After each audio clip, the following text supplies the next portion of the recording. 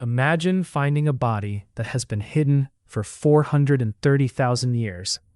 Its skull is shattered. Not once, twice. The blows landed in exactly the same place. This wasn't an animal attack. It wasn't an accident. Someone wanted this person dead. For hundreds of thousands of years, the evidence remained buried inside a dark cave, until scientists uncovered one of the oldest crime scenes ever discovered. But who was the killer? And why would humans begin murdering each other long before cities, kingdoms, or even written history existed? To answer that question, we have to travel back to a world where survival was never guaranteed.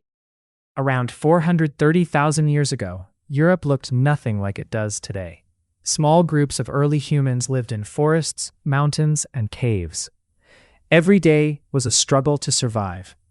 They hunted, they gathered food, they protected one another. For a long time, many scientists believed cooperation was the reason humans succeeded. Then came a discovery that changed everything. Deep inside a cave in northern Spain called Cima de los Huesos, researchers uncovered the remains of at least 28 early humans. Among them was one skull unlike any other. It belonged to an ancient human relative. At first, it looked ordinary. Then scientists looked closer. The skull had two deep fractures above the left eye. Both fractures had the same unusual shape. Both were made before death, and both appeared to have been caused by the same object. Researchers concluded that it was unlikely these injuries came from a fall or from rocks collapsing inside the cave. Instead, they suggested the injuries were consistent with deliberate interpersonal violence. In other words, someone may have intentionally killed this person. If that interpretation is correct, this could be one of the oldest known cases of murder ever discovered. But why? No one knows. Was it a fight over food? A dispute within the group? A struggle for leadership? Or something we can't even imagine today? The truth disappeared hundreds of thousands of years ago. Only the bones remain. Not every scientist believes this was humanity's first murder. Earlier acts of violence may simply have left no trace. Others may never be found. History doesn't preserve every crime. It preserves only the rare ones that survive time.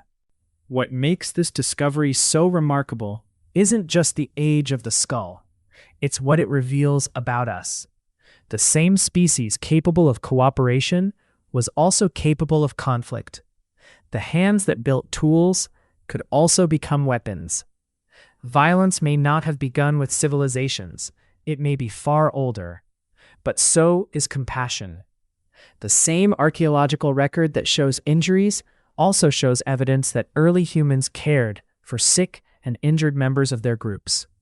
Our history was never simply good or evil. It was both. The oldest murder ever discovered is more than an ancient mystery. It is a reminder that human nature has always contained two powerful forces: the ability to protect and the ability to destroy. The choice between them has shaped every chapter of our history, and it still shapes our future today.